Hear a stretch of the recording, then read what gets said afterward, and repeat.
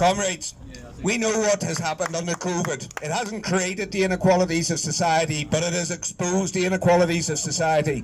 There are 150,000 dead.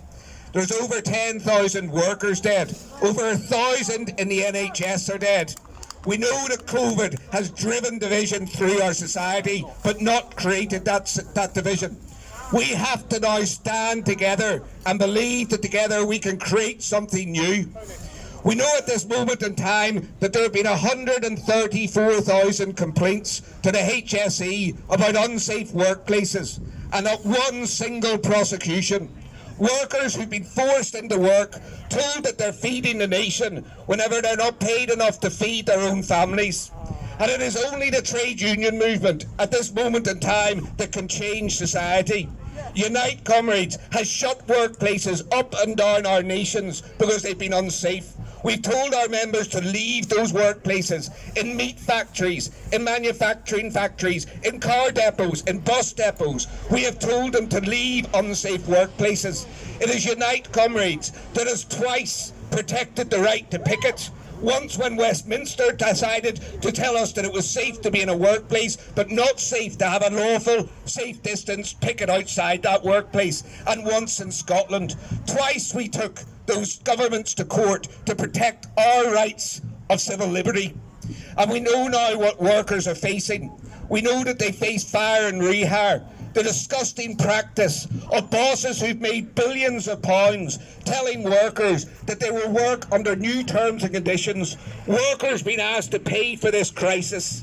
The reality of workers who were forced into work through COVID in every sector, in the health sector, in Heartlands Hospital in the Midlands. Porters who were clapped on an April night a year ago, told that their terms and conditions will be ripped up and now their shift pattern will be such that they sleep to work. Workers in British Airways, workers in British Gas, young workers in Goodlord, told that because they can work from home, they're no longer entitled to the London living wage. A disgraceful practice that is allowed because of the society that we live in. A society that believes ultimately that workers and our class should pay for this crisis as we paid for 2008. And we know then that we face redundancies on a mass industrial scale. We know that we face in-work poverty with deregulation that's been brought in through free ports. We know that we face food poverty. We know that society is looking to create an environment where workers cannot even pay for their food. And we know that they are attacking our civil liberties. We know right here and now that not only are they forcing us to pay for this crisis, but they want to stop our rights of protest.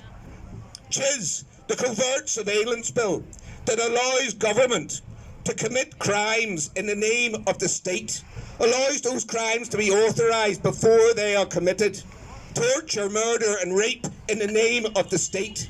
The infiltration of movements, the infiltration of Black Lives Matters, the infiltration of Extinction Rebellion, and the infiltration of the trade union movement. And then the legislation, the police crime and sentencing legislation made worse.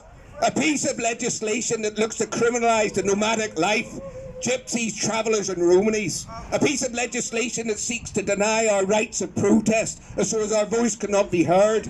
And a piece of legislation that looks to legalise racism, institutionalise racism in the name of the state, where racist monuments are protected before our rights of civil liberties.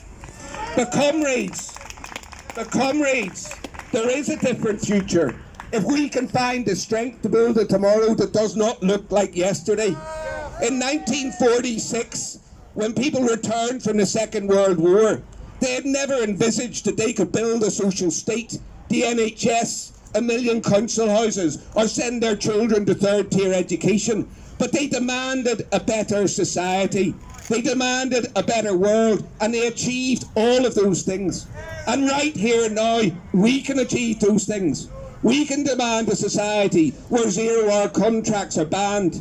We can demand a society where no longer do we step over the homeless. We can demand a society where students are not straddled by debt. We can demand a society where precarious work ends.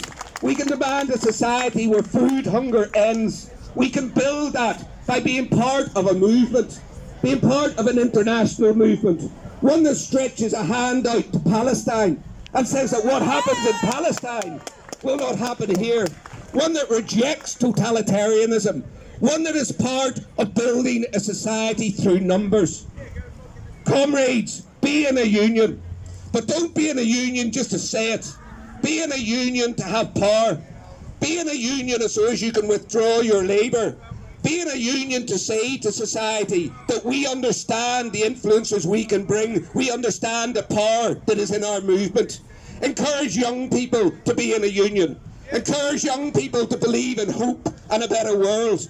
Comrades, it was Martin Luther King who said, the passage of history is long, but it leans towards justice.